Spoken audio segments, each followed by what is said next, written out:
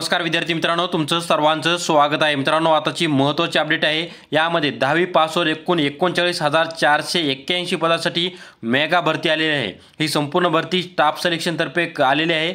यामध्ये कशाप्रकारे तुम्हाला अर्ज करायचा असणार आहे, त्याची तारीख काय असणार आहे, तुमचं क्वालिफिकेशन काय असणार आहे आणि त्यासाठी फीस किती लागणार आहे आणि तुमचा सिलेबस काय असणार आहे, एकदम सोप्या भाषेमध्ये आपण या व्हिडिओमार्फत सांगणार आहोत.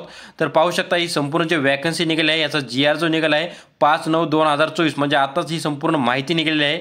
यामध्ये तुमची संपूर्ण जी वॅकन्सी असणार आहे ती असणार आहे कॉन्स्टेबल GD साठी असणार आहे, त्यानंतर CAPF साठी असणार आहे, SSF साठी असणार आहे, त्यानंतर GD साठी देखील असणार आहे, आसाम रायफलसाठी संपूर्ण वॅकन्सी असणार आहे. यामध्ये संपूर्ण आपण डिटेल्स पाहणार आहोत. पाहू शकता, यामध्ये तुमची जे ऑनलाईन ॲप्लिकेशन फॉर्म भरण्याची जी तारीख आहे 5/9/2024 म्हणजे आतापासून तुम्ही अर्ज करू शकता ते 14/10/2024 पर्यंत तुम्ही संपूर्ण अर्ज करू शकता. याची ऑनलाईन ॲप्लिकेशन फॉर्म भरण्याची शेवटची जी तारीख असणार आहे 14/10/2024 पर्यंत तुमची शेवटची तारीख आहे. त्यानंतर ऑनलाईन ॲप्लिकेशनची फीची जी तारीख असणार आहे ती 15/10/2024 पर्यंत तुम्ही त्याची फी पेमेंट करू शकता.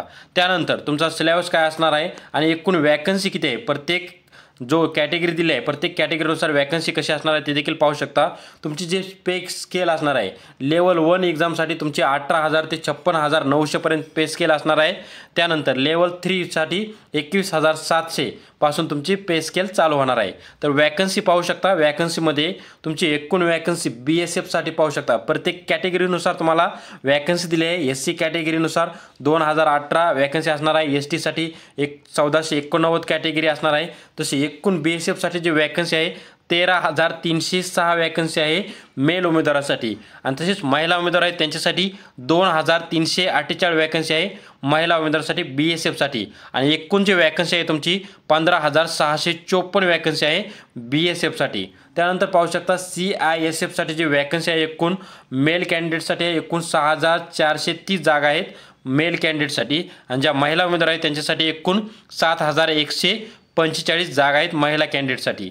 त्यानंतर पाहू शकता CRPF साठी पाहू शकता एकूण तुमची वॅकन्सी आहे 11,299 जागा आहेत जे मेल कॅन्डिडेट आहेत त्यांच्यासाठी आणि ज्या महिला उमेदवार आहेत त्यांच्यासाठी 11,541 जागा आहेत ज्या महिला उमेदवार आहेत. त्यानंतर पाहू शकता जे SSB साठी पाहू शकता एकूण SSB साठी जी वॅकन्सी आहे 819 आहे मेल कॅन्डिडेटसाठी आणि ते महिला उमेदवारासाठी वॅकन्सी नाही आहे तर एकूण 819 वॅकन्सी आहे SSB साठी. त्यानंतर ITBP साठी पाहू शकता एकूण वॅकन्सी आहे 2,564 वॅकन्सी आहे मेल कॅन्डिडेटसाठी आणि ज्या महिला उमेदवार आहेत त्यांच्यासाठी एकूण 453 वॅकन्सी आहे आणि एकूण वॅकन्सी आहे 3,017 अशी वॅकन्सी आहे एकूण वॅकन्सी आहे. त्यानंतर SSF साठी पाहू शकता 25 वॅकन्सी आहे मेल कॅन्डिडेटसाठी आणि 35 वॅकन्सी एकूण टोटल आहे मेल कॅन्डिडेटसाठी. तर अशा प्रकारे टोटल वॅकन्सी पाहू शकता. तुमची टोटल जी वॅकन्सी आहे 39,481 पदासाठी ही मेगा भरती निघालेली आहे. ही संपूर्ण जी भरती आहे 39,481 पदासाठी ही संपूर्ण भरती आहे. यासाठी तुमची जी एज लिमिट असले ते देखील पाहू शकता. तुमची जी एज लिमिट असणार आहे 18 ते 23 वर्षापर्यंत तुमची एज लिमिट असणार आहे आणि तुम्ही जर कोणत्या कॅटेगरीमध्ये येत असेल तर त्यासाठी तुम्हाला एज रिलॅक्सेशन दिले जाणार आहे. SC ST साठी 5 वर्षासाठी, OBC साठी 3 वर्षासाठी आणि एक्स सर्व्हिसमॅनसाठी एकूण 3 वर्षासाठी तुमचं एज रिलॅक्सेशन असणार आहे. त्यानंतर महत्त्वाचं म्हणजे तुमचं एज्युकेशनल क्वालिफिकेशन काय असणं गरजेचं आहे. तर पाहू शकता यामध्ये तुम्हाला दिलेलं आहे की तुमचं 10वी पास असणं गरजेचं आहे. 1/1/2025 यापूर्वी तुमचं 10वी पास असणं गरजेचं आहे. तर त्यानंतर पाहू शकता यामध्ये जे कॅन्डिडेट 10वी पास 1/1/2025ला 10वी पास नाही आहे ते एलिजिबल नाही असणार आहेत. या पदासाठी तुम्ही अर्ज करू शकत नाही. त्यानंतर तुमची जे अर्ज करण्यासाठी फी पाहू शकता एकूण तुमची फीस असणार आहे 100 रुपये तुम्हाला पे करावं लागणार आहेत. तुमचा पूर्ण अर्ज करण्यासाठी एकूण तुमचं स्टाफ सिलेक्शनसाठी संपूर्ण फी आहे 100 रुपये तुम्हाला पे करणार लागणार. याचा अर्ज कसा करायचा ते देखील आपण आपल्या चॅनलवर घेऊन येणार आहोत. तुम्हाला संपूर्ण अर्जाची प्रोसेस एकदम मोबाईलद्वारे तुम्ही ते अर्ज देखील करू शकता. त्याची संपूर्ण प्रोसेस आपण आपल्या चॅनलवर दाखवणार आहोत. त्यामुळे चॅनलवर नवीन असेल तर नक्की लाईक आणि सबस्क्राईब करून ठेवा.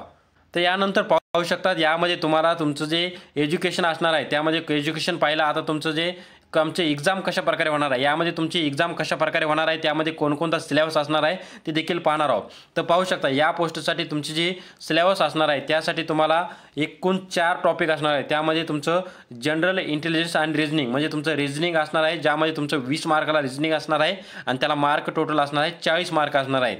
त्यानंतर पार्ट बी मध्ये जनरल नॉलेज असणार आहे, जनरल अवेअरनेस असणार आहे म्हणजे करंट अफेअर आणि जी के तुमचा असणार आहे. त्याचे एकूण 20 प्रश्न असणार आहेत, ते देखील तुम्हाला 40 मार्काला असणार आहेत. त्यानंतर पाहू शकता पार्ट सी मध्ये तुमचं एलिमेंटरी मॅथमॅटिक्स म्हणजे मॅथमॅटिक्स असणार आहे, ज्यामध्ये 20 प्रश्न असणार आहेत, ते देखील तुम्हाला 40 मार्कासाठी असणार आहेत. त्यानंतर पार्ट डी मध्ये इंग्लिश आणि हिंदीचे प्रश्न असणार आहेत, ज्यामध्ये 20 मार्कासाठी असणार आहे, ते देखील तुम्हाला 40 असणार आहे. अशा प्रकारे एकूण तुमची 20 म्हणजे एकूण 80 मार्काची 80 क्वेश्चन असणार आहेत आणि एकूण टोटल जे तुमचे मार्क असणार आहेत 160 मार्कासाठी तुमचा हा पेपर होणार आहे.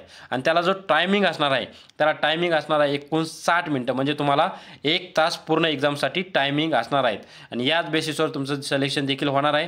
तर मित्रांनो अशा प्रकारे एक महत्त्वाचे अपडेट, यामध्ये तुम्हाला सिलेबस कशा प्रकारे लागणार आहे, तुमचं क्वालिफिकेशन काय असणार आहे, फी किती लागणार आहे, एकदम सोप्या भाषेमध्ये सांगितलं आहे. आता अर्ज कसा करायचा, ऑनलाईन अर्ज कसा करायचा याचा देखील आपण व्हिडिओ लवकरच घेऊन येणार आहोत. त्यामुळे चॅनलवर नवीन असाल तर नक्की लाईक आणि सबस्क्राईब करून ठेवा आणि साईडच्या बेल आयकॉनला ऑल करा, ज्यामुळे सर्व महत्त्वाचे अपडेट, सर्व भरतीचे अपडेट तुम्हाला लवकरात लवकर मिळत राहतील.